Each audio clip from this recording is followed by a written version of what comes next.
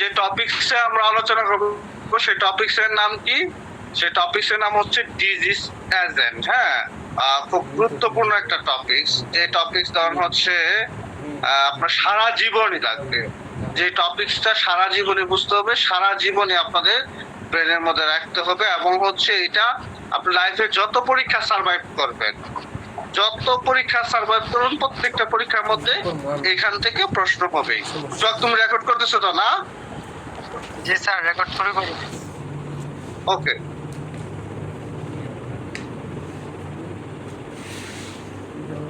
আচ্ছা, disease agent বলতে কি বোঝায়? যেই জিনিসটাই রোগ সৃষ্টি করে সেই হচ্ছে ডিজিজ এজেন্ট। যেই জিনিসটাই রোগ সৃষ্টি করে সেই হচ্ছে ডিজিজ এজেন্ট। ধরেন হচ্ছে হঠাৎ করে একদিন মনে করেন যে একজনের ধরেন হচ্ছে পাতলা পায়খানা হইলো বা ডায়রিয়া শুরু হইলো। পাতলা পায়খানা অথবা ডায়রিয়া হওয়ার নিশ্চয় কোন একটা কারণ আছে। সেই কারণটা কি? ধরেন হচ্ছে সালমোনেলা টাইফি নামক ব্যাকটেরিয়া বা ক্লোস্ট্রাইডিয়াম পারফিনজিন্স নামক একটা ব্যাকটেরিয়া। এই ব্যাকটেরিয়া যদি আপনার বডিতে না ঢুকতো তাহলে কি আপনার রোগ হইতো? তাহলে আপনার রোগ কি হইতো না, রোগ হইতো না। তাহলে এই রোগ সৃষ্টি করলো, এই রোগটা সৃষ্টি করলো কারা? রোগটা সৃষ্টি করলো ক্লোস্ট্রাইডিয়াম পারফিনজেন্স অথবা সালমোনেলা টাইফি। কারণে কি? টাইফয়েড হইলো। অথবা কর্নিব্যাকটেরিয়াম ডিপথেরিয়া নামক ব্যাকটেরিয়ার কারণে কি আপনার ডিপথেরিয়া রোগ হইলো। অথবা মাইকোব্যাকটেরিয়াম টিউবারকুলোসিস নামক এজেন্টের কারণে আপনার কি টিবি রোগ হইল। এই যে রোগ সৃষ্টি করার জন্য যে এই যে টিউবারকুলোসিস জীবাণুটা ও দায়ী, তাই না? ও হচ্ছে ডিজিজ এজেন্ট। অথবা মনে করেন যে আগুনের মধ্যে আপনার হাতটা পুইরা গেল, এই যে হাত বার্ন হইলো, যে আপনি যে অসুস্থ হইলেন, এইটার জন্য কি ওই আগুন দায়ী, তাই না? তাহলে আগুন কি একটা ডিজিজ এজেন্ট। অথবা ধরুন হচ্ছে আপনি অনেক বেশি ঠান্ডার মধ্যে গেছেন, আপনার ঠান্ডা লাগছে, এই রোগটা যে সৃষ্টি হইলো, ওইটার জন্য কি ওই কোল্ড কি দায়ী, তাহলে ওই কোল্ড কি একটা ডিজিজ এজেন্ট। অথবা মনে করেন যে কারেন্ট যে আছে, কারেন্টের মধ্যে সাপোজ আপনার হাত লাগলো, এই যে শক খাইলেন, এই শকের কারণে কি আপনার কি অসুবিধা সৃষ্টি হইলো, রোগ হইলো, তাহলে এইটা কি ওই শকটা কি ডিজিজ এজেন্ট। অথবা ধরুন হচ্ছে আপনার মুখে কেউ অ্যাসিড মারলো, এটা আপনার মুখ চলসা গেল, তাহলে অ্যাসিডটা কি একটা ডিজিজ এজেন্ট। অথবা আপনার বডিতে যে ধরুন হচ্ছে হরমোন আছিল, এই থাইরয়েড হরমোনটা অনেক বেশি বাইরে গেছে, তাহলে হাইপার থাইরয়েড হয়ে গেছে। এই হাইপার থাইরয়েড রোগ হলো যে কি এই থাইরয়েড রোগটা কি অনেক বেশি হয়েছে, এই কেমিক্যালটা কি ডিজিজ এজেন্ট। অথবা ধরুন হচ্ছে আপনার লিভার থেকে অনেক বেশি কি হচ্ছে এই ক্রিয়েটিন সিক্রেশন হয়, হ্যাঁ, এসজিপিটি অনেক বেশি সিক্রেশন হয়, এজ এ রেজাল্ট কি আপনার জন্ডিস হয়, এজ এ রেজাল্ট কি জন্ডিস হয়, তাহলে ওইটা অতিরিক্ত খাওয়ানোর কারণে কি আপনার জন্ডিস হইলো। তাহলে এটা কি এই কেমিক্যাল এজেন্ট কি একটা ডিজিজ এজেন্ট। অর্থাৎ যেই জিনিসের মাধ্যমে আপনার রোগ সৃষ্টি হবে সেই হচ্ছে কেমিক্যাল এজেন্ট, সেই হচ্ছে ডিজিজ এজেন্ট। কথা বুঝতে পারছেন? যার মাধ্যমে রোগ সৃষ্টি হবে, যেই জিনিস আপনার রোগাক্রান্ত করবে, অসুস্থ করবে, সেই হচ্ছে ডিজিজ এজেন্ট। কথা ক্লিয়ার? হিসাব বরাবর? আচ্ছা আচ্ছা, এইবার আমরা একটু দেখি ডেফিনেশনটা কি বলছে। ডেফিনেশনটা মুখস্থ করতে হবে। The disease agent is defined as a substance, living or non-living, or a force or tangible, intangible, অর্থাৎ হচ্ছে জৈব, অজৈব, জীবিত হচ্ছে মৃত, হ্যাঁ, যে কোনো ধরনের, অথবা ধরুন হচ্ছে অনেক বেশি আছে একটা কোনো জিনিস আপনার বডিতে, অথবা একটা জিনিস কম আছে, এইটার কারণে যে রোগ সৃষ্টি হওয়ার যে প্রক্রিয়াটা, সেটাকে ডিজিজ এজেন্ট বলা হয়। সেটাকে ডিজিজ এজেন্ট বলা হয়। এক্সাম্পল অফ ডিজিজ এজেন্ট যে biological infection agent, bacteria, fungus, virus, Parasite. Biological infection agent মানে কি? যেই জিনিসগুলো ইনফেকশন রোগ সৃষ্টি করে এবং যার জীবন আছে, ব্যাকটেরিয়ার জীবন আছে, ভাইরাসের জীবন আছে, তাই না? এই জন্য এগুলো বায়োলজিক্যাল ইনফেকশাস এজেন্ট। তাহলে আমরা ডেফিনেশন অফ ডিজিজ বুঝতে পারছি? আচ্ছা, এরপর গুরুত্বপূর্ণ, খুবই গুরুত্বপূর্ণ ক্লাসিফিকেশন অফ এজেন্ট। খুব গুরুত্বপূর্ণ হচ্ছে ক্লাসিফিকেশন অফ এজেন্ট, খুবই গুরুত্বপূর্ণ। সেটা হচ্ছে বায়োলজিক্যাল এজেন্ট। বায়োলজিক্যাল এজেন্টের একটা এক্সাম্পল, বায়োলজিক্যাল এজেন্ট বলতে কি বোঝায়? একটা মানে আপনার হচ্ছে ক্লাসিফিকেশন অফ এজেন্টের মধ্যে বায়োলজিক্যাল এজেন্ট হচ্ছে একটা ক্লাসিফিকেশন। বায়োলজিক্যাল এজেন্ট বলতে কি বোঝায়?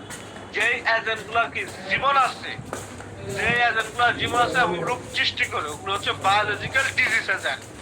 কথা বুঝতে পারছেন? যেরকম ব্যাকটেরিয়া, ভাইরাস, ফাঙ্গাস, প্যারাসাইট। ব্যাকটেরিয়ার কারণে রোগ হয়, ধরুন টাইফয়েড রোগ হয়, পাতলা পায়খানা হয়, ডায়রিয়া হয়, টিবি রোগ হয়, ডিপথেরিয়া হয়, টিটেনাস হয়। হ্যাঁ, ভাইরাসের কারণে কি, যেরকম করোনা ভাইরাসের রোগ হইতে লিভার হয়, তারপর হইতেছে আপনার এইচবিএস এগুলো হয়। হ্যাঁ, এইচআইভি হয়। ফাঙ্গাসের কারণে কি রোগ হয় বলতে পারবেন? এই যে ধরুন হচ্ছে শরীরের মধ্যে দাউদ, এই দাউদ গুলো কি ফাঙ্গাসের কারণে হয়ে থাকে। চুলকানি ফাঙ্গাসের কারণে হয়ে থাকে। প্যারাসাইট কি, প্যারাসাইটের কারণে কি, উকুন, উকুনকে একটা প্যারাসাইট। গুলকৃমি, ফিটাকৃমি দেখছেন না ছোট সময় যখন হচ্ছে আপনাদেরকে কৃমি অ্যাটাক করছে, অবশ্যই দেখছেন। তাহলে এগুলো হচ্ছে প্যারাসাইট, এগুলো কি বায়োলজিক্যাল এজেন্ট। বায়োলজিক্যাল এজেন্ট, ঠিক আছে? ক্লিয়ার? ওকে, নেক্সট কেমিক্যাল এজেন্ট। কেমিক্যাল এজেন্টের মধ্যে বহুত আলোচনা আছে।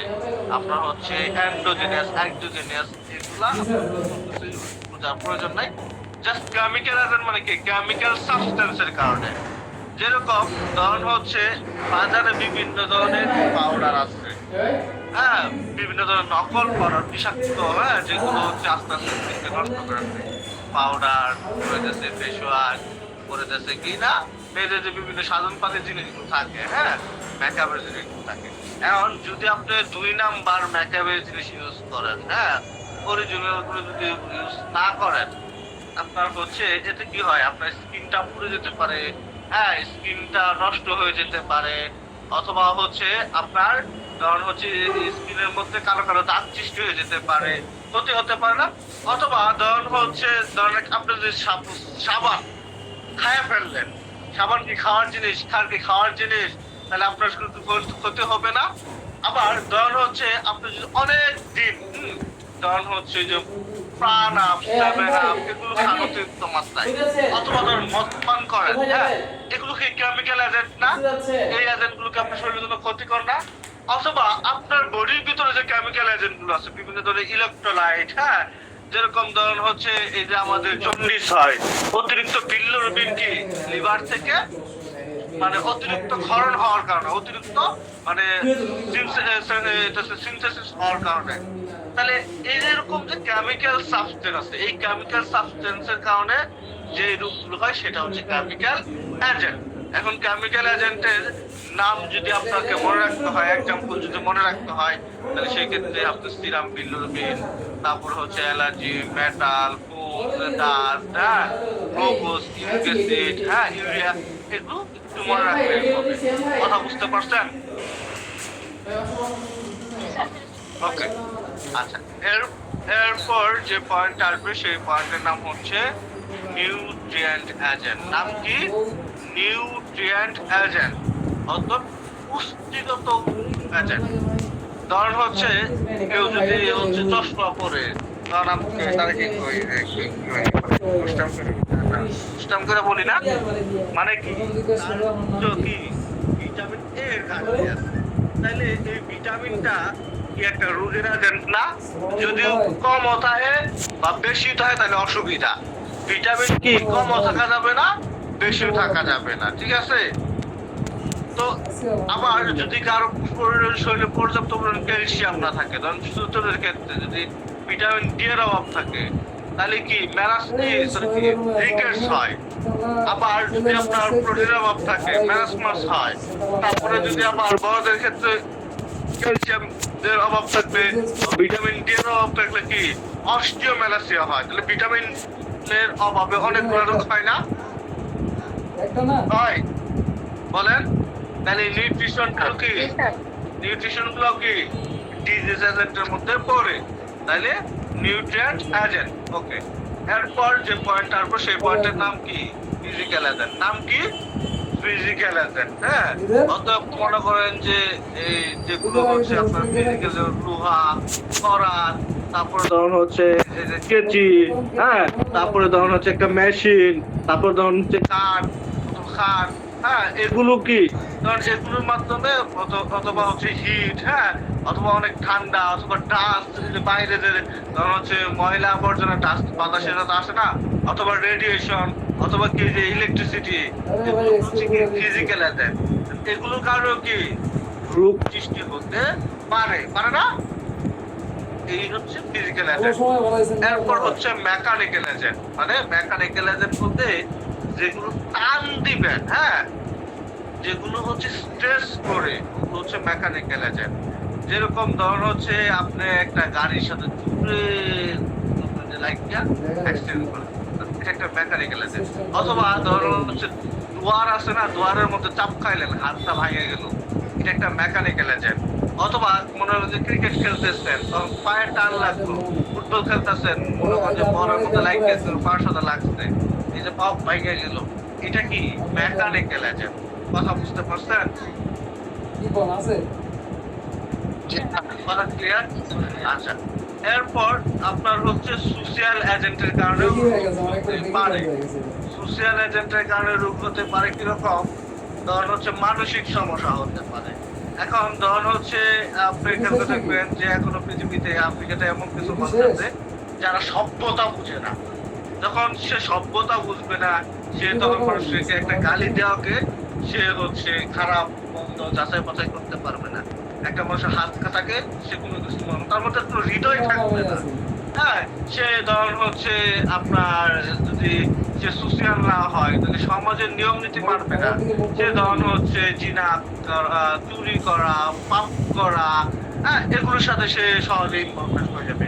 মদ খাওয়া, গাঁজা খাওয়ার সাথে ইনভলভমেন্ট হয়ে যাবে। তাইলে এগুলো কি, যখন হচ্ছে একটা মানুষ মদ বা গাঁজার সাথে, সে কি অসুস্থ মানুষ? যখন একটা মানুষের আচার আচরণ খারাপ, তখন বুঝে সে পাগল, তার মানে কি সে অসুস্থ মানুষ, তাই না? এগুলো কি সোশিয়াল এজেন্ট। হ্যাঁ, সোশিয়াল এজেন্ট, বুঝতে পারছেন? আচ্ছা, তাহলে আমরা সোশিয়াল এজেন্ট সম্পর্কে, সোশিয়াল এজেন্ট সম্পর্কে ধারণা পাইলাম। Poverty, smoking, alcoholism, drug abuse, হ্যাঁ, আনহেলদি লাইফস্টাইল, এগুলো হচ্ছে সোশিয়াল এজেন্টের মধ্যে পড়ে। এরপর absence or insufficiency or access of factor necessary to health. মানে ধর হচ্ছে যদি মানে এটা কি বুঝাইছে যে এই জিনিসটা আপনার বডিতে নাইকা, এর কারণে অসুবিধা হয়েছে। ধরুন যদি কথার কথা ধরুন আপনার এই একটা হাত, আপনার চোখ নাই, হ্যাঁ, কোনোভাবে অ্যাবসেন্স আপনার বডিতে, তাহলে আপনি কি অবশ্যই অসুস্থ। এরপর ধরুন হচ্ছে সাপোজ ধরুন হচ্ছে আপনার হিমোগ্লোবিনের ঘাটতি আছে, হিমোগ্লোবিন অপর্যাপ্ত পরিমাণে আছে, তার মানে কি আপনি রক্ত শূন্যতা ভুগতেছেন, আপনি অসুস্থ। ধরুন হচ্ছে আপনার বডিতে একটা হরমোন অতিরিক্ত পরিমাণে আছে, তার মানে কি আপনি অসুস্থ। অথবা একটা হরমোন অনেক কম আছে, তার মানে কি আপনি অসুস্থ, তাই না? তার মানে কি আপনার হচ্ছে absence, insufficiency, excess of factor necessary for health, chemical factor, hormone, তারপরে lack of structure, thymus, lack of the part structure, cardiac defect, এরকম বিভিন্ন ধরনের এক্সাম্পল দিছে। এত পেছানো বা এত আলোচনায় আপনাদের যাওয়ার প্রয়োজন নাই, আমি আবার বিষয়টা আপনাদেরকে সুন্দর করে ক্লিয়ার করতেছি। আপনারা হচ্ছে মনোযোগ দিয়ে শুনুন, এখন বুঝতে পারবেন। প্রথম যে বুঝাইছি খুব ভালো বুঝেন নাই, এখন বুঝতে পারবেন। আমরা কি আলাপ করতেছিলাম? আমরা আলাপ করতেছি ক্লাসিফিকেশন অফ ডিজিজ এজেন্ট বা ক্লাসিফাই এজেন্ট অথবা classify agent with example. Disease agent বলতে কি বোঝায়? ডিজিজ এজেন্ট বলতে এক কথায়, খাস বাংলা কথায়, যেই জিনিসটাই রোগ সৃষ্টি করে ওই হচ্ছে ডিজিজ এজেন্ট। ধরেন হচ্ছে অতিরিক্ত গরমের মধ্যে হাঁটতেছেন, এই অতিরিক্ত গরম কি আপনারে জড়ানাই ফেললো, অসুস্থ করে ফেললো, ওইটা একটা ডিজিজ এজেন্ট। ধরেন আপনার বডিতে আপনি হচ্ছে ভিটামিন সি যতটুকু প্রয়োজন হয়, ভিটামিন বি যতটুকু প্রয়োজন হয়, ভিটামিন এ যতটুকু প্রয়োজন হয়, অথবা ভিটামিন ডি যতটুকু প্রয়োজন হয়, আপনি পর্যাপ্ত পরিমাণে কি ইনটেক করতে পারেন না, খাইতে পারেন না, অথবা পর্যাপ্ত পরিমাণে আপনার বডিতে সাপ্লাই হয় না, এটা আপনি অসুস্থ হলেন, তাহলে কি এটা একটা ডিজিজ এজেন্ট। অথবা ধরেন হচ্ছে একটা দাও দিয়া মনে করেন যে আপনি কি তরকারি কাটতে যেতেছেন, পেঁয়াজ কাটতে যেতেছেন, হ্যাঁ, তাহলে এই দাও দেওয়া তখন হচ্ছে হুট করে আপনার হাতটা চাইতে গেল, এটা কি এটা একটা ডিজিজ এজেন্ট। অথবা মনে করেন যে কারেন্টের মধ্যে আপনার হাত চলে গেল, এটা আপনার শক হইলো, এটা কি একটা ডিজিজ এজেন্ট। অথবা ধরেন হচ্ছে আপনি নর্দমা নদীর পচা পানি পান করলেন, অথবা আর্সেনিক যুক্ত পানি পান করলেন, এতে আপনার রোগ সৃষ্টি হইলো, এটা একটা ডিজিজ এজেন্ট। অথবা মনে করেন যে আপনি 2 দিনের পচা বাসি পান্তা খাবার খাইছেন, এতে রোগ সৃষ্টি হইলো, এটা একটা ডিজিজ এজেন্ট। অথবা মনে করেন যে আপনি একটা পচা ফুচকা খাইছেন, হ্যাঁ, যার খাওয়ার পরে আপনার শরীরে রোগ সৃষ্টি হয়েছে, এটা একটা ডিজিজ এজেন্ট। অথবা ধরুন হচ্ছে আপনার বডিতে হঠাৎ করে হরমোনাল ইমব্যালেন্স হইলো হরমোনের কারণে, এটা একটা ডিজিজ এজেন্ট। অথবা ধর হচ্ছে আপনার বডিতে কোনো একটা ব্যাকটেরিয়া, ভাইরাস, ফাঙ্গাস অ্যাটাক করলো, ধরুন হচ্ছে ফাঙ্গাস অ্যাটাক করার কারণে দাউদ হইলো, তাহলে এই ফাঙ্গাসকে একটা ডিজিজ এজেন্ট। ব্যাকটেরিয়া অ্যাটাক করার কারণে আপনার টাইফয়েড জ্বর হইলো, এটা একটা ডিজিজ এজেন্ট। কথা কি বুঝতে পারছেন? স্যার বুঝতে পারছি। জি স্যার। ওকে, এইবার আমি বুঝি তাহলে ডিজিজ এজেন্টের বা ক্লাসিফিকেশন অফ এজেন্টের মধ্যে biological agent, example bacteria, virus, fungus, parasite. তারপরে chemical agent, example urea, uric acid, calcium carbonate, হ্যাঁ, তারপরে হচ্ছে মেটাল, হুমস, এগুলো। Nutrient agent, fat, carbohydrate, vitamin, mineral, এগুলো। ফিজিক্যাল এজেন্ট, হ্যাঁ, ফিজিক্যাল এজেন্ট কি heat, cold, humidity, pressure, radiation. তারপরে mechanical agent, হ্যাঁ, কনিক ফ্রিকশন, হ্যাঁ, অথবা mechanical force, injury, sprain, strain. আচ্ছা, এরপরে social agent, poverty, smoking, alcoholism, drug abuse, unhealthy lifestyle. ঠিক আছে, পরে হচ্ছে আপনি ধরুন হচ্ছে আদার্স দিতে পারেন, অথবা এখানে যে 7 নম্বর পয়েন্টে যেভাবে দেওয়া আছে ওইভাবে দিতে পারেন। আদার্স বলেও লিখতে পারেন, অথবা এখানে 7 নম্বর পয়েন্টটা যেইভাবে আছে ওইভাবে উল্লেখ করতে পারেন। ঠিক আছে, যেরকম ধরুন হচ্ছে কেমিক্যাল ফ্যাক্টর, কেমিক্যাল ফ্যাক্টর কারণে হরমোন একটা কেমিক্যাল ফ্যাক্টর, এই হরমোনের কারণে ধরুন ইনসুলিনের ঘাটতির কারণে কি ইনসুলিনের অভাবে কি ডায়াবেটিস হতে পারে, ইস্ট্রোজেনের অভাবে বা প্রজেস্টেরনের অভাবে কি আপনার হচ্ছে বড় ধরনের অসুবিধা হয় আর কি। এরপর ধরুন হচ্ছে আপনার একটা স্ট্রাকচার যদি থাইমাস না থাকে, হ্যাঁ, অথবা ধরুন হচ্ছে কনজিনেটাল জন্মগতভাবে কোনো একটা স্ট্রাকচারে ঘাটতি থাকতে পারে, তাই না? এগুলোই এই জিনিসকে এখানে বুঝাইছে, আর কোনো কিছুই না। ঠিক আছে, আচ্ছা, এখানে গুরুত্বপূর্ণ একটা ফ্যাক্টর মঙ্গলিজম বা টার্নার সিনড্রোম। মঙ্গলিজম বা টার্নার সিনড্রোম কি? মঙ্গলিজম হচ্ছে এক ধরনের ক্রোমোজোমাল ফ্যাক্টর। মঙ্গলিজম কোন ধরনের disease? Chromosomal factor disease. Mongolism কোন ধরনের ডিজিজ? ক্রোমোজোমাল ফ্যাক্টর ডিজিজ, অর্থাৎ ক্রোমোজোমের কোন একটা ঘাটতির কারণে, ক্রোমোজোমের একটা অসুবিধার কারণে আপনার বডিতে যে রোগটা সৃষ্টি হবে সেটা হচ্ছে মঙ্গলিজম। কথা বুঝতে পারছেন? জি স্যার। ঠিক আছে, তাহলে আজকে থেকে যদি ক্লাসিফিকেশন অফ এজেন্ট আপনাদেরকে প্রশ্ন করা হয়, বলেন তো ভুলেও কি ভুলে যাবেন? না স্যার, না মনে থাকবে স্যার।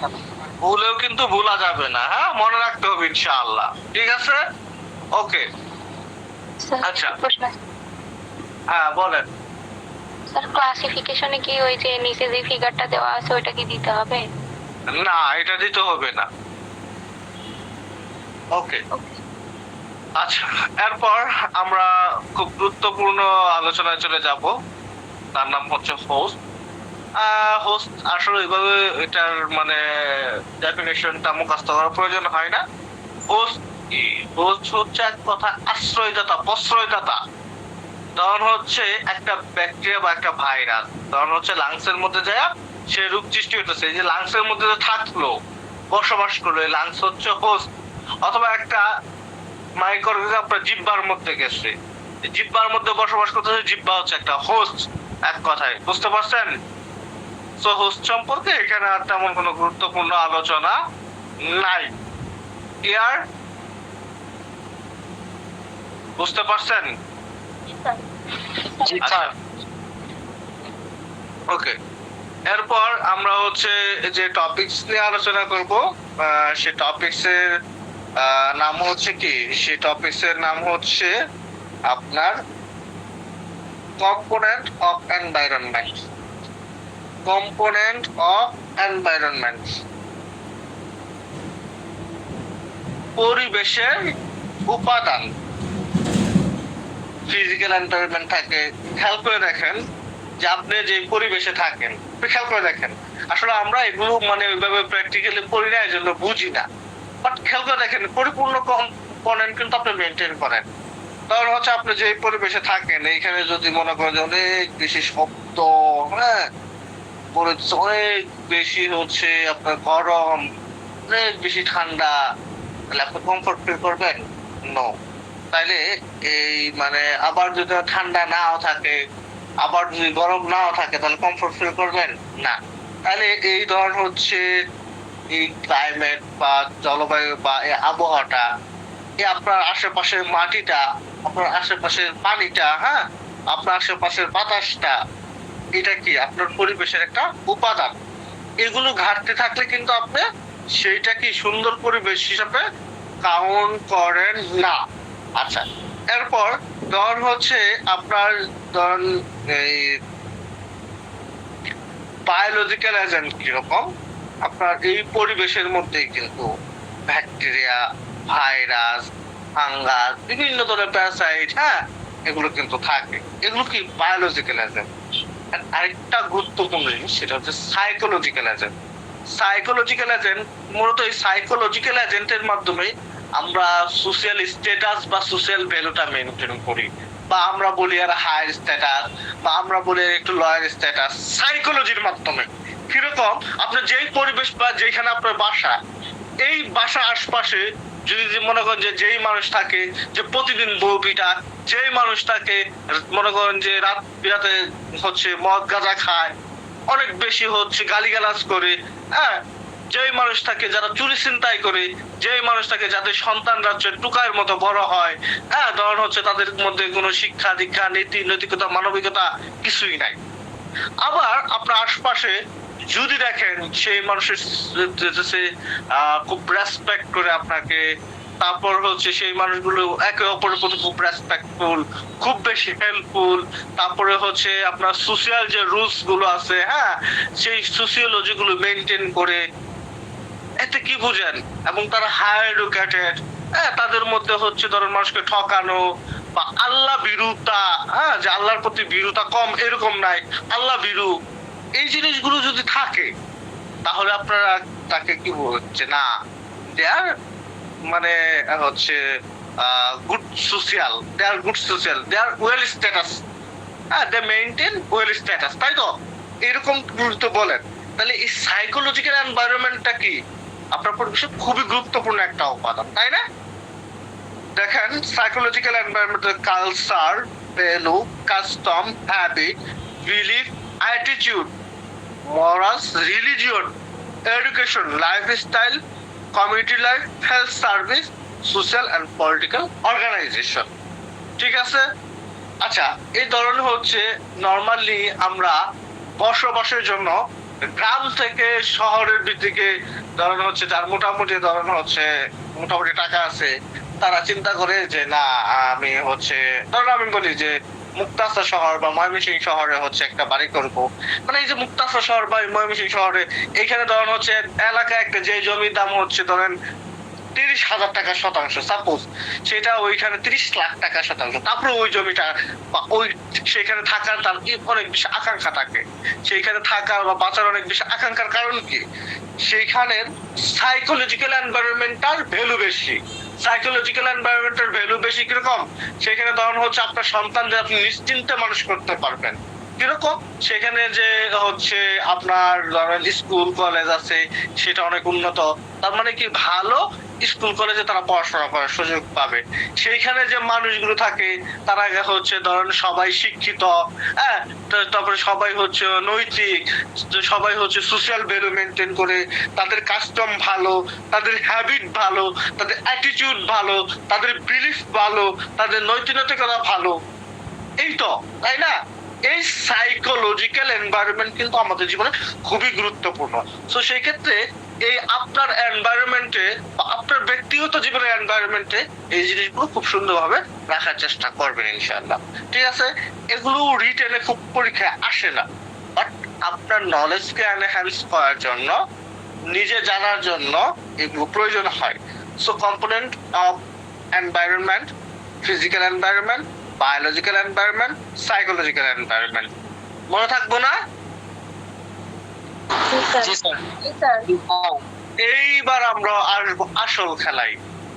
সবাই মনোযোগ দেন, যে যাহা করতেছেন, যে যেদিকে মনোযোগ দিতেছেন, যে ফেসবুক চালাইতেছেন, যে মেসেঞ্জার চালাইতেছেন, দুনিয়ার সকল কিছু বন্ধ করিয়া 10 মিনিটের জন্য আমার এই মোবাইলের দিকে আপনারা শতভাগ মনোযোগ প্রদান করেন। আমরা খুব গুরুত্বপূর্ণ একটা আলাপ করব। সেই আলাপ বা সেই টপিকস এর নাম হচ্ছে ডিজিজ সাইকেল। সেই টপিকস এর নাম হচ্ছে কি? Disease cycle. আচ্ছা, ডিজিজ সাইকেল মানে কি? রূপ চক্র, তাই না? রূপ চক্র। অর্থাৎ ধরেন হচ্ছে একটা রূপ হচ্ছে আপনার সৃষ্টি হবে, মানে একটা রূপ হওয়ার জন্য একটা জিনিস, একটা এজেন্ট, রূপ চক্র। এখানে রূপ হওয়ার প্রথম সর্বপ্রথম শর্ত কি? অবশ্যই একটা এজেন্ট থাকতে হবে, তাই না? অবশ্যই কি একটা এজেন্ট থাকতে হবে। এই তো, এজেন্ট থাকতে হবে কি? আচ্ছা, একটা এজেন্ট থাকতে হবে। তাইলে আপনার হচ্ছে এই একটা রূপ সৃষ্টি হলো কখন? ধরেন সাপোজ করোনার সময় আমরা যে জিনিসটা পড়ছি বা যে জিনিসটা বুঝতে পারছি যে কারো যে করোনা হয়েছে তার ঘরে 14 দিন বন্দি করে রাখছে, অথবা করোনা হচ্ছে সম্ভাব্য হতে পারে, হয়েছে কিনা কনফার্ম না, কনফার্ম হওয়ার জন্য তারা 14 দিন বন্ধ রাখছে। আইসোলেশন, কোয়ারেন্টাইন, এই দুইটা শব্দ অনেক বেশি শুনছি। আপনাদের কি মনে আছে? তখন তো অবশ্য আপনারা একটু বাচ্চা ছিলেন, বলেন তো মনে আছে কিনা? জি স্যার, মনে আছে। জি স্যার। আপনারা তো হচ্ছে এই কিনা তখন ক্লাস 6-5 এ পড়তেন। 2026-20, তাই না? 6 বছর। তাইলে হচ্ছে 5 এ 6 এ পড়ছেন, ঠিক না? হ্যাঁ? জি না স্যার, ক্লাস 9 পড়ছি। কেন 2026 এখন? সরি, আপনারা তো এসএসসি পরীক্ষা দিয়েছেন 2025-এ। এসএসসি পরীক্ষা যদি 2025-এ দিয়ে থাকেন তাহলে ক্লাস 6-এ, 6-7-এ। আর যারা এইচএসসি কমপ্লিট করে আইছেন এরা হচ্ছে 8-9-এ পাইছেন। তো 6-7-এ তাহলে তো যথেষ্ট বড়ই আছেন, কারণ বর্তমান যুগের পোলাপান তো হচ্ছে 6-7-এ মাশাআল্লাহ অনেক বড় হয়ে যায়। আমরা তো 6-7-এ হচ্ছে কি বলবো, 6-7-এ তো হচ্ছে কি না কয় না যে মায়ের আসলই ছাড়তাম না, মানে এরকম ছিলাম। আর এখনের যুগের এখন ক্লাস 3 থেকে সবাই একদম পারফেক্ট। আর এখন ধর হচ্ছে মানে ক্লাস 4-5-এ উঠলে তো মাশাআল্লাহ ও হচ্ছে দুনিয়ার সব বুঝে, 6-7 তো বলাই যায় না। ও 6-7 মনে করে যে মানে পরেও সারা এবিসিডি ভালোভাবে পড়তে জানলে ও তো একদম পেকে যায়। মানে এই হচ্ছে অবস্থা। আর আমি আমার জীবনে ধরেন হচ্ছে আমাদের গ্রাম থেকে একটা পাশের গ্রামে যাব, তাও খেলার উদ্দেশ্যে, সেটা ক্লাস 7-এ। এবং এই যে গেছি, হ্যাঁ, এটা খুব ভয় পায় গেছি। আল্লাহ, আম্মা যদি জানে, উপায় নাই। এবং আমার জীবনে আমার গ্রাম ব্যতীত, আমার পরিবারের কোনো মানুষ ব্যতীত সর্বোচ্চ দূরে গেছি সেটা ক্লাস 7-এ 2 কিলোমিটার দূরে। এবং ক্লাস 9-এ আপনার হচ্ছে আমি শহরের দিকে গেছি। আর এরপর থেকে মোটামুটি ভাবে ধরানো হচ্ছে আস্তে আস্তে সবকিছু বোঝা শুরু করছি এসএসসি পরীক্ষার পরে। এবং অপ্রিয় হলো সত্যি কথা, এই ঢাকা শহর আমি আসছি জীবনের প্রথম, সেটা এসএসসি পরীক্ষার পরে। এর আগে আমি কখনোই কোনোদিন ঢাকা শহর আসি নাই। মানে মানে এত বেশি কনজারভেটিভ বা এত তখন কিন্তু মোবাইলের খুব বেশি ছিল না, খুব কম মানুষের কাছে মোবাইল থাকতো। কারণ হচ্ছে যখন ক্লাস 6 এ পড়তাম এই মোবাইলের প্রচলন বা এত আপডেট টেকনোলজি, হ্যাঁ, এগুলো আমরা আসলে বুঝতেছি হচ্ছে সব মিলে ধরেন হচ্ছে এগুলো 2000 মানে 14-15 থেকে খুব বেশি অ্যাভেলেবেল হওয়া শুরু করছে। 2011-12 দিকেও কিন্তু এগুলো খুব বেশি চলট ছিল না, এই স্মার্টফোনের কিন্তু খুব বেশি চলট ছিল না, ঠিক আছে। 2011-12 দিকে আমার খুব মনে আছে, সম্ভবত সেটা 2010-11 হবে, যে আমরা ক্রিকেট খেলতাম, একজন একটা বাটন ফোন ছিল, তো বাটন ফোনে ওই যে অফিসে কল দিয়ে গান শোনায় না, এই অফিসে কল দিছে গান শোনাইতেছে, এইটাই সবাই রুম দেখে শুনতাম, মানে সে আবার সবাই শোনাইতো। মানে আমরা কিন্তু এইরকম যুগ মানে ওভার করে আসছে, আর আপনারা তো মাশাআল্লাহ বলাই লাগে না। মনে করেন যে স্যার ঘুম আপনার থেকে গ্রামের বাসা কোথায়? আমার গ্রামের বাসা হচ্ছে Mymensingh Muktagacha.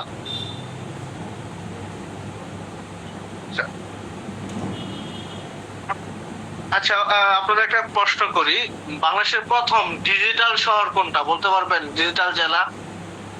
Sir Mymensingh. No. Jashore. Jashore sir, Jashore. Jashore. এবং যশোর। সত্যি কথা বলতে আমার অনঅবজারভেশনে আমার দেখা যশোর, খুলনা, সাতক্ষীরা এই এলাকার মানুষগুলো আসলে খুবই ভালো। আমার মানে জীবনে খুব কম দেখছি যে এই এলাকার মানুষগুলো মানে ধরুন হচ্ছে ওদের মোরালিটি কম, ওদের মানে সাইকোলজিক্যাল এনভায়রনমেন্টটা কম, এরকম কম দেখছি আমি। এই এলাকার মানুষগুলো খুবই ভালো। আচ্ছা যাই হোক, পেছন পায়রা স্যার, আমি যশোরের লোক। আচ্ছা যাই হোক, আপনি যশোর লোক, আমরা জানি আপনি ভালো মানুষ, আপনি সারা জীবন ভালো থাকেন। আমরা বাকিরাও সবাই ভালো, তারপরেও মানে একটা আছে না রেটিং আছে, রেটিং অনুসারে আমি যশোরকে সবসময় আগায় রাখবো। এবং সত্যি কথা বলতে বাংলাদেশের সব থেকে শুদ্ধ ভাষা ইউজ করে, সেটা হচ্ছে যশোর, সাতক্ষীরা, খুলনা, ঝিনাইদহ এই এলাকার মানুষগুলো। ওকে, আর আমরা তো হচ্ছে ময়মনসিংহের মানুষ।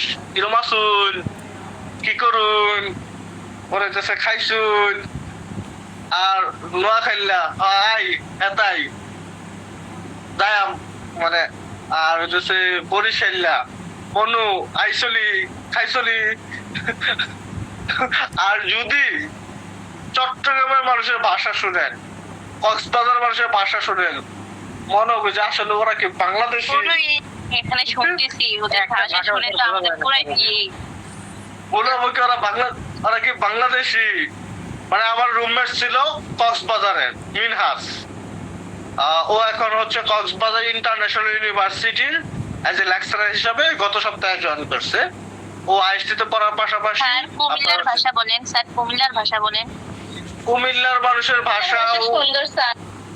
নো নো নো নো, কুমিল্লার ভাষা নোয়াখালীর ভাষা কাছাকাছি। হ্যাঁ, কুমিল্লার ভাষা তো আমি ফুফুরে পুফু ওরা তো ফুফুই বলে।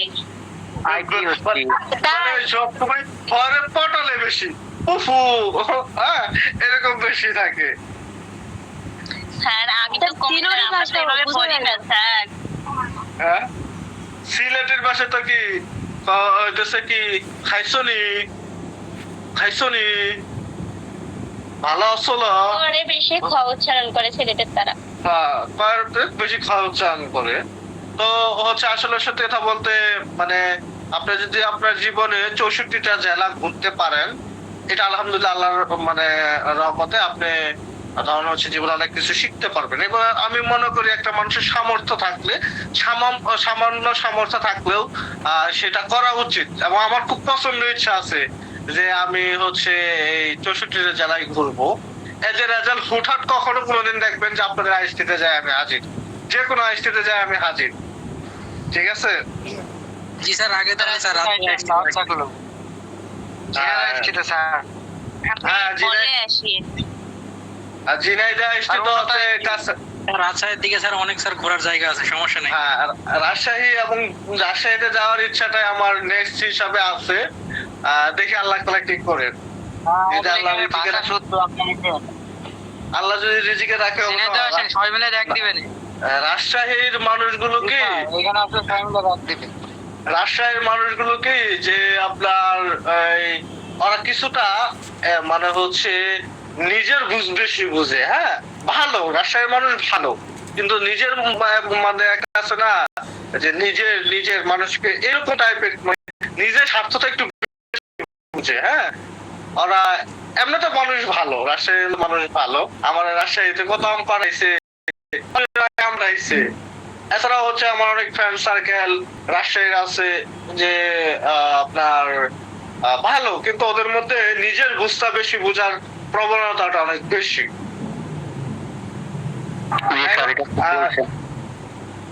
আচ্ছা, আমরা হচ্ছে অন্যান্য টপিকস নিয়ে প্রসঙ্গ অনেক আলোচনা করে ফেললাম। এখন আমরা মূল আলোচনায় থেকে যাব। মূল আলোচনা হচ্ছে ডিজিট সাইকেল। হ্যাঁ, ডিজিট সাইকেলটা আমরা শুনি। রোগের চক্র। রোগের চক্র মানে কি? ধরেন একটা এজেন্ট, ধরেন হচ্ছে করোনা ভাইরাসটাই যদি একটা মানুষের বডির মধ্যে ঢুকতো, আপনারা একটা শব্দ শুনে থাকবেন যে কোয়ারেন্টাইনে কতদিন ছিল, কোয়ারেন্টাইনে কতদিন রাখা হইতো, বলেন তো, মনে আছে কারো? একটা মানুষকে কোয়ারেন্টাইনে 14 দিন, একটা মানুষকে কোয়ারেন্টাইনে 14 দিন রাখা হইতো, মানে 14 দিন ধরে আলাদা রাখা। কারণ কি, একটা মানুষের যদি করোনা ভাইরাস হইতো তাইলে সেটা 2 থেকে 14 দিনের মধ্যে কি প্রকাশ হইতো, 2 থেকে 14 দিনের মধ্যে প্রকাশ হইতো। আচ্ছা, এখন আইসোলেশন আর কোয়ারেন্টাইনের মধ্যে পার্থক্য বোঝাই। আইসোলেশন মানে সেপারেশন বা আলাদা করা, অর্থাৎ সাসেপ্টেড পারসন মানে যার করোনা হয়েছিল বা যার রোগ হয়েছে, ওই রোগটা অন্য জায়গায় সরে যাওয়ার সম্ভাবনা আছে। তো সেই ক্ষেত্রে তাকে আমরা আলাদা ঘরবন্দি করে ফেলতাম, এটা করতাম আইসোলেশন। আর কোয়ারেন্টাইন কি, যে সে ওই সাসেপ্টেবল পারসনের সাথে, মানে যার হয়েছে তার সাথে ছিল কিন্তু ওর হয় নাই, হয়েছে কিনা এটা কনফার্মও না। তো এই জন্য আমরা কি করতাম, ওরে আলাদা করে রাখতাম, আলাদা করে 14 দিন আটকে রাখতাম। 14 দিন আটকানোর পরে কি, যদি কথার কথা ওর করোনা ভাইরাস হইতো বা হয়ে থাকে, তাহলে সেই ক্ষেত্রে আপনার হচ্ছে 2 থেকে 14 দিনের মধ্যে তার লক্ষণ প্রকাশ পাইতো। এই জন্য ইনকিউবেশন পিরিয়ড বলতে একটা শব্দ আছে। ইনকিউবেশন পিরিয়ড করোনা ভাইরাসের 2 থেকে 14 দিন, রুটা ভাইরাসের 2 থেকে 5 দিন। যদি কাউকে রুটা ভাইরাসে অ্যাটাক করে থাকে তাহলে 2 থেকে 5 দিনের মধ্যে 100% তার ডায়রিয়া হবে। হ্যাঁ, ধরুন হচ্ছে টাইফয়েডের 2 থেকে 7 দিন। হ্যাঁ, এই যে বর্তমানে হাম, এই হামের আপনার হচ্ছে 1 থেকে 7 দিন এর ইনকিউবেশন পিরিয়ড। ইনকিউবেশন পিরিয়ড বলতে কি বোঝায়, যে আপনি ভিতরে একটা এজেন্ট ঢুকলো, এজেন্ট ঢুকার পরে মনে করেন যে আজকা ঢুকছে, আজকা ঢুকার সাথে সাথে আপনি খুঁজ পাইছেন না, খুঁজ তো পাবেন না, কারণ এটা আপনি খালি চোখে দেখেন না, এবং আপনার বডিতে কোনো অসুবিধাও নাই। কিন্তু 2 থেকে 3 দিন পরে আস্তে আস্তে আপনার মনে করেন যে শরীরটা একটু খারাপ লাগতেছে, কিরকম, একটু হাঁপাই যাইতেছেন, এরপর ধরুন হচ্ছে একটু মাথা ব্যথা করতেছে, শরীরটা একটু ঘেমে যাইতেছে, অস্বস্তি লাগতেছে। হ্যাঁ, তখন বোঝা যাবে কি আপনার শরীরের ভিতরে কোন একটা রোগ, কি কোন একটা রোগ সৃষ্টি হইতেছে। তার মানে কি, ওই যে একটা ঢুকছি, ও ঢুকা ওইখানে মনে করে বিয়ে আসা দিয়ে কইরা আমি মনে করি অনেকগুলো বাচ্চা কাচ্চা জন্ম দিয়ে দ্যাট মিনস ওইখানে একজন ঢুকে ও লক্ষ লক্ষ বানায় ফেলছে, লক্ষ লক্ষ বানায় আস্তে আস্তে আপনার লাংসটারে কি, ধর লাংসের মধ্যে ঢুকছে, আস্তে আস্তে আপনার লাংসটারে নষ্ট করতেছে। এই যে ধরুন হচ্ছে আপনি মানে অস্বস্তি বোধ করছেন, পরের দিন কি করলেন, আপনার দেখলেন যে হচ্ছে জ্বর আইসা পড়ছে, পাতলা পায়খানা হইতেছে, ঠান্ডা লাগতেছে, তখন তো পরের দিন আপনি বুঝা ফেললেন যে না, সম্ভবত আপনার করোনা ভাইরাস হয়েছে। এই যে যতদিন আপনি বুঝলেন না, 4 দিন বুঝলেন না, 5 দিন বুঝলেন না, এই যে বুঝলেন না এই সময়টা, এটা হচ্ছে ইনকিউবেশন পিরিয়ড। অর্থাৎ একটা জীবাণু বা একটা ডিজিজ এজেন্ট শরীরে প্রবেশ করলো, প্রবেশ করার পর তার লক্ষণ প্রকাশ করার পূর্ব পর্যন্ত যে সময়টা সেটা হচ্ছে ইনকিউবেশন পিরিয়ড। যদি কারো বডিতে করোনা ভাইরাস ঢুকে তাহলে 100% সে 2 থেকে 14 দিনের মধ্যে লক্ষণ প্রকাশ করবে। 2 থেকে 14 দিনের মধ্যে যদি লক্ষণ প্রকাশ না করে তাহলে তার করোনা ভাইরাস হয় না।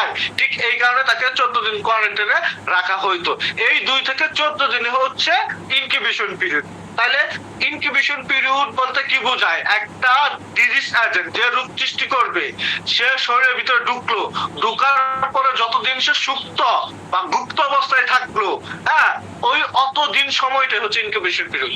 ঠিক যেই দিন থেকে আপনি ধরে ফেললেন হচ্ছে আপনি মানে আপনার রোগের সকল লক্ষণ প্রকাশ পাইলো, ওই দিন পর্যন্তই হচ্ছে ইনকিউবেশন পিরিয়ড। কথা বুঝতে পারছেন ইনকিউবেশন পিরিয়ডটা কি? ওকে, জি স্যার বুঝছি। আচ্ছা আচ্ছা, তাহলে আচ্ছা ওকে, এখন আমরা তাইলে এই ব্যাপারে আলোচনা করব। তাহলে ডিজিজ সাইকেলের প্রথম যে ধাপটা, সেই ধাপটা হচ্ছে ইনকিউবেশন পিরিয়ড। যে আপনার হচ্ছে একটা এজেন্ট ঢুকলো, ঢুকার পরে আপনার হচ্ছে আপনার লক্ষণ প্রকাশ পাইলেন না, পরে আস্তে আস্তে ওই যে মনে করেন যে 4 দিন 5 দিন পরে মনে হচ্ছে শরীরটা হাঁপাই যেতেছে, মাথা ব্যথা করতেছে, হ্যাঁ, তো অস্বস্তি লাগতেছে। এই যে 5 দিন পরে যে একদিন আপনি এরকম ফিল করলেন, হ্যাঁ, এইটা আরেকটা ধাপ। এইটার নাম হচ্ছে প্রড্রোমাল পিরিয়ড। মানে এই যে 5 দিন পর্যন্ত আপনি কিছুই বুঝলেন না, এই 5 দিন হচ্ছে ইনকিউবেশন পিরিয়ড। পরে 5 দিন পরের দিন 6ষ্ঠ দিনের মাথায় আপনি এইগুলো বুঝতেছেন যে না, শরীরটা হচ্ছে ঘেমে যাইতেছে, মাথা ঝিঝি করতেছে, শরীরে অস্বস্তি লাগতেছে। এই যে কিন্তু কোনো রোগের লক্ষণ নাই, জ্বর নাই, হালকা হালকা জ্বর, মানে রোগের কোনো স্পষ্ট লক্ষণ নাই, রোগের কোনো স্পষ্ট লক্ষণ নাই, হালকা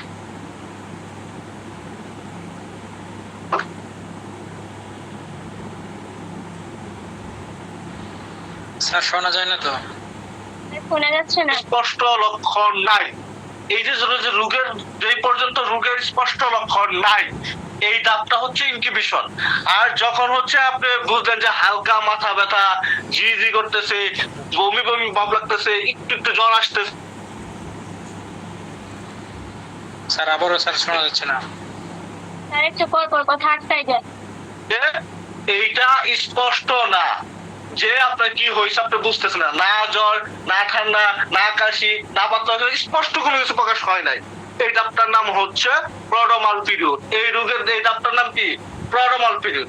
এবং আপনি এই যে মনে করেন যে অস্বস্তি, একটু হালকা জ্বর, অথবা হচ্ছে মাথা ঘুরানো, বমি করা, হ্যাঁ, অথবা ঘেমে যাওয়া, এই যে জিনিসগুলো যে বুঝলেন, তার 1 দিন বা 2 দিন পরে আপনি পরিপূর্ণ অসুস্থ হয়েছিলেন, তখন আপনার অনেক জ্বর আসছে, অনেক বেশি পাতলা পায়খানা, বা আপনার অনেক ঠান্ডা লাগছে, হ্যাঁ, এই যে রোগের লক্ষণটা বুঝে ফেললেন, এইখানে কি 100% আপনার রোগের সকল লক্ষণকে ক্লিয়ার কাট হয়ে গেলে এইটার নাম হচ্ছে ফাস্টেজিয়াম বা ইলনেস পিরিয়ড। এটার নাম কি?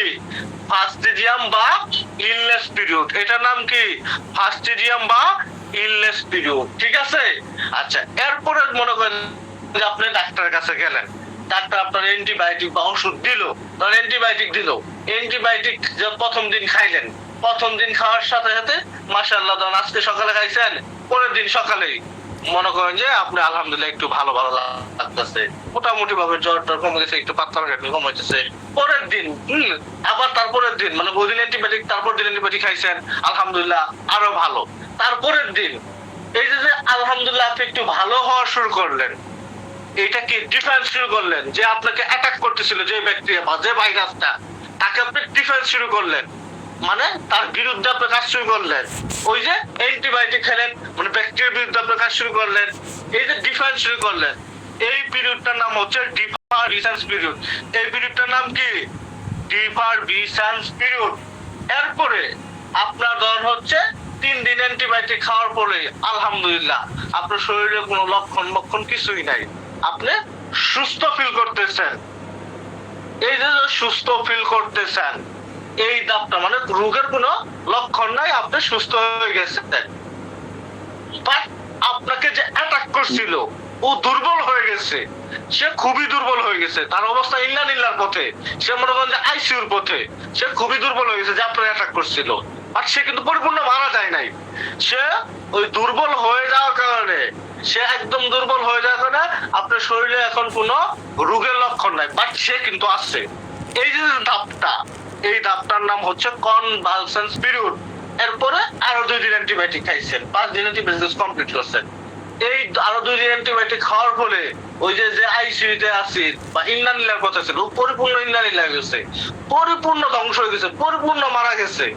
এবং এই যে পরিপূর্ণ যে এজেন্ট আপনাকে হচ্ছে অসুস্থ করছে, যে ওই এজেন্টটা পরিপূর্ণ নষ্ট হয়ে গেল, পরিপূর্ণ ধ্বংস হয়ে গেল, এটার নাম হচ্ছে ডিফেকশন পিরিয়ড। এটার নাম কি?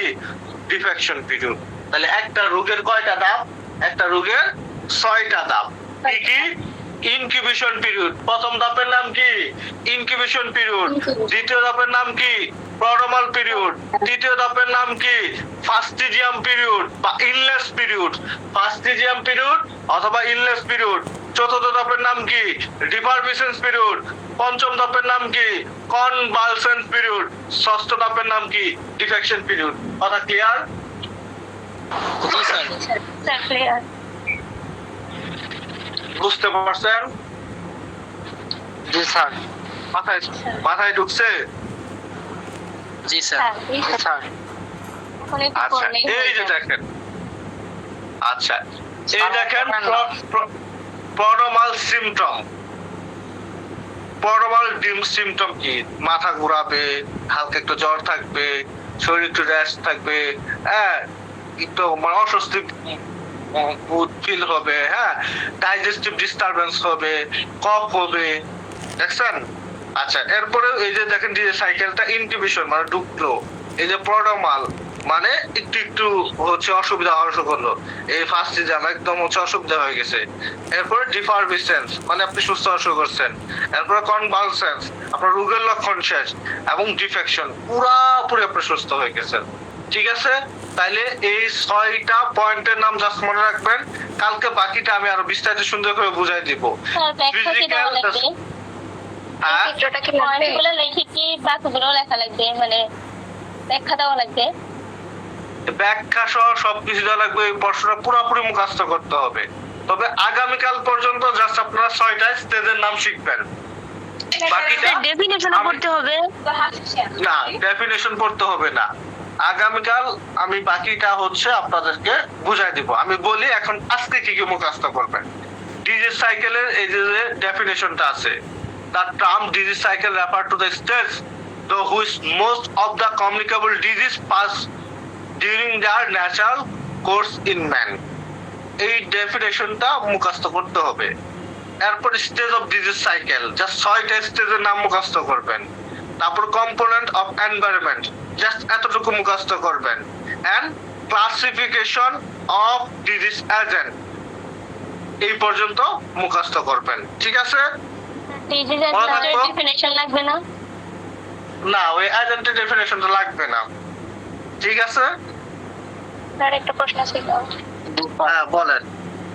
স্যার হচ্ছে ডিজি সাইকেলের যে চিত্রটা আছে ওটা কি লাগবে? চিত্রটা লাগবে, চিত্রটা লাগবে, চিত্রটা সহ আমি কালকে বুঝাই দেব। ঠিক আছে? Okay sir. ঠিক আছে, তো স্যার আমার একটু কথা ছিল স্যার। হ্যাঁ বলেন। স্যার আমি তো আজকে নতুন জয়েন করছি, কোথায় পড়াচ্ছেন কিছুই বুঝতে পারিনি স্যার, একটু যদি বলে দিতেন। সোহাগ, আপনি কোন সোহাগ? ওই যে ও আচ্ছা, বুঝতে পারছি। হ্যাঁ, ট্রমা মার্সের সোহাগ আপনি, তাই না? আপনি হচ্ছে স্যার। প্রথম দিন জয়েন করছেন। আমরা হচ্ছে আজকে ডিজিজ সাইকেল টপিকটা পড়াইলাম। হ্যাঁ, আপনাকে হচ্ছে আস্তে আস্তে বুঝতে পারবেন, প্রথম দিন তো এই জন্য বুঝতেছেন না, আস্তে আস্তে বুঝতে পারবেন, অসুবিধা নাই। ঠিক আছে? স্যার, কোন আর কোন আপনাকে- চ্যাপ্টার থেকে পড়াইছেন? এটা হচ্ছে চ্যাপ্টার 3 কমিউনিটি মেডিসিনের। আচ্ছা, তো আমাদের কোচিং এ কেমন ক্লাস হচ্ছে সে সম্পর্কে আমরা একটা ফেসবুক পোস্ট দেব। আশা করি শতভাগ সবাই একটা করে কমেন্ট করে যাবেন আজকে। ঠিক আছে? ওকে, জি স্যার। আল্লাহ হাফেজ। স্যার, হ্যাঁ, আমাদের তো আমাদের ফেসবুক নাই স্যার। আর আমাদের স্যার বলবেন। হ্যাঁ, সোহাগ বলেন। স্যার আমাদের হোস্টেলে মিল চলে 8টা থেকে 9টা পর্যন্ত, আর এই সময় ক্লাস ছিল স্যার, এই যে এখন তো খাইতেই পারবো না। আমাদেরও স্যার, আমাদেরও আমাদেরও মিল চলে 8টা থেকে 9টা পর্যন্ত। তাহলে আমি কি করি? হ্যাঁ, 8টা থেকে 9টা পর্যন্ত, তাই না? তাহলে 7টা থেকে ক্লাস নেই, তাহলে এক কথা 7:15 থেকে শুরু করব। আশা করি যে আপনার 8:15 মধ্যে শেষ হয়ে যাবে, ঠিক আছে? স্যার 8টা স্যার, থেকে আমার তো ফেসবুক নাই, স্যার। কোনো প্রবলেম নেই। বুঝি নাই। বলতেছি আমার ফেসবুক নাই। আচ্ছা, অসুবিধা না, আপনার ফেসবুক থাকলে অসুবিধা নাই। হ্যাঁ, সোহাগ বলো। স্যার 7:30 থেকে 8:30 মধ্যে, মানে 8:30 মধ্যে যদি ক্লাস ক্লিয়ার হয়ে যায় তাহলে মানে সুবিধা হয়, তাহলে আমাদের খাওয়া দাওয়া 100% ক্লিয়ার হয়ে যাবে। 7:15 থেকে ক্লাস নেবো, 8:30টার মধ্যে ক্লিয়ার হয়ে যাবে ইনশাআল্লাহ, অসুবিধা নাই। হ্যাঁ, ঠিক আছে, সবাই ভালো থাকবেন, সবার জন্য শুভকামনা।